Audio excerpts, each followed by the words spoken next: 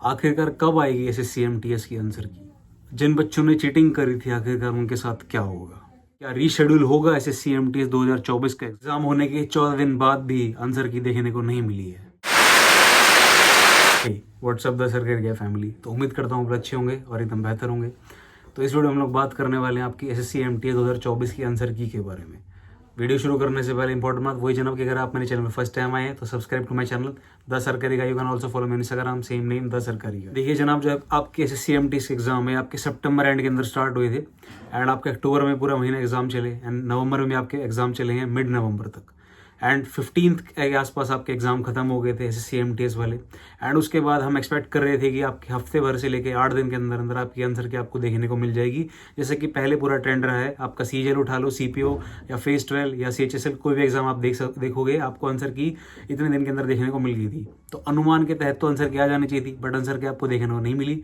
देखने को मिली तो क्या, ये खबर ये SSC MTS last day exam के अंदर चीटिंग हुई है। जो पुराने एग्जाम का आपका सेंटर था वहाँ पर आपको एसएससी के जो ऑफिशियल थे, जो फ्लाइंग अफसर होते हैं, जो चीटिंग के लिए रोकने के लिए होते हैं, जो एग्जामिन करते हैं वहाँ पे वेन्यू को जाके जहाँ पे आपका एग्जाम कंडक्ट किया जाता है, वो खुद इस केस के अंदर इन्वॉल्व थे।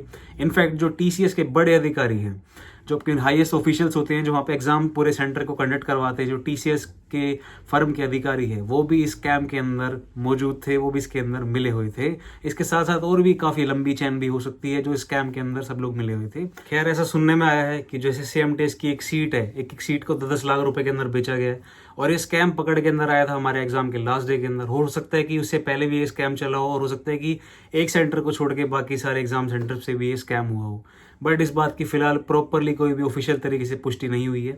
ऑफिशियल पुष्टि जो सिर्फ लास्ट डे एग्जाम के अंदर हुई थी, आपके 15 नवंबर को जो एग्जाम होने वाला था एंड उसके बाद उसको भी रीशेड्यूल कर दिया गया बाद में। जो पुराने एग्जाम सेंटर है बिहार के अंदर, उसको दोबारा से रिकंडक्ट किया गया आपका 19 तारीख को, और 19 तारीख को एग्जाम कंडक्ट करवाने के बाद आपकी आंसर की अभी तक हमें देखने को नहीं मिली है। तो इससे हमारे मन में कई सारे सवाल उत्पन्न हो जाते हैं। उन सवालों में से एक सवाल ये उत्पन्न होता है मन के अंदर कि अभी तक जो है आंसर की यार क्यों नहीं आई है, क्या मतलब एग्जाम रीशेड्यूल होगा? एक और सवाल उत्पन्न होकर आता है कि अगर रीशेड्यूल होगा तो कब? अगर रीशेड्यूल नहीं हो रहा है तो एग्जाम की आंसर की आखिरकार हमें कब देखने को मिलेगी? तो देखो मेरे दोस्त, एग्जाम रीशेड्यूल होने के चांसेस तो ना के बराबर है। रीशेड्यूल हो गए तो मतलब तुम भूल जाओ एंड काफी हाई चांसेस हैं कि आपके आंसर की आपको आज रात के अंदर या कल देखने को मिल जाएगी। अभी जो लिंक है आपकी आंसर की का वो एक्टिव हो गया है लगभग, मतलब एग्जाम की ऑफिशियल आंसर की आने से पहले वो लिंक को एक्टिवेट कर देते हैं और बाद में उस पर अपलोड होता है। वहीं पे आपकी डिटेल्स आपको फिल करनी पड़ती है, उसमें अपना रोल नंबर, अपना डेट ऑफ बर्थ, जो कि आपका पासवर्ड होता है, नीचे दिया गया कैप्चा आपको फिल करना होता है।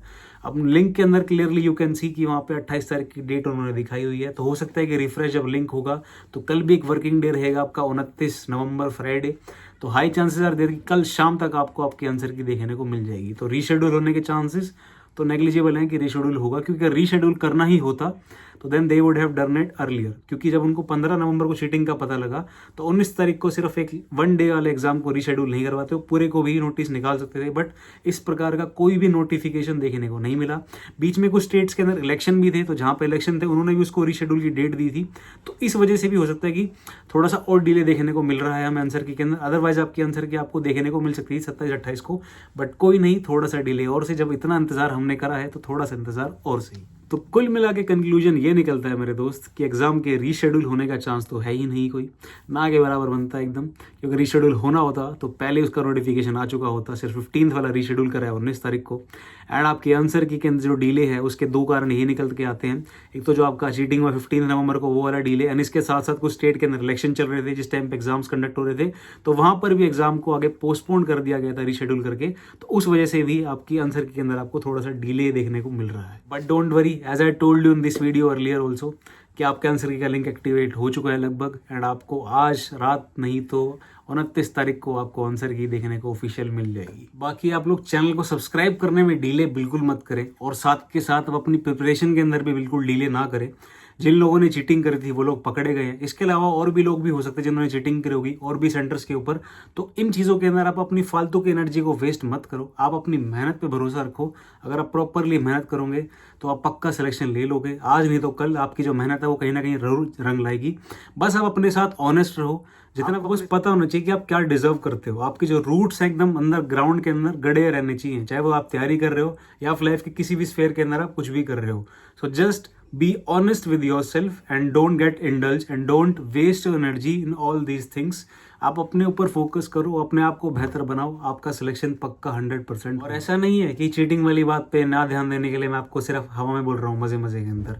देखो मेरे दोस्त, I had also face this thing when I used to prepare for FCAT exam. तो 2020 का जो सेकंड वाला अटेम्प्ट था, अगर आप भी नेट पे जाके देखोगे तो उस वाले अटेम्प्ट के ऊपर काफ़ी सारे RTIs लगे थे। अगर जो एफकेट का एग्जाम का 300 नंबर का होता है, कट ऑफ उसकी मुश्किल से 160-150 रहती है।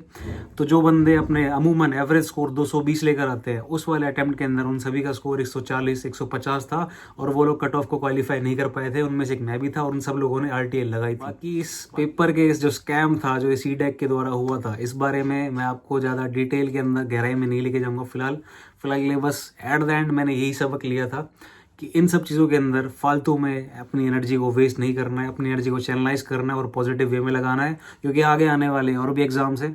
If you are tough from here and if you are well prepared in your exam, then you will excel in the upcoming exams also. So just focus on your preparation, that's it, that's is all what I want to say. So bye bye, take care, this is all from my side. आपका अपना 10 sir करेगा, not just a government employ. Bye bye, take care guys. More thing I would like to say कि answer की के अंदर आपका परिणाम जैसा भी हो, जो भी हो, just don't give up in life and prepare hard. You will achieve whatever you want.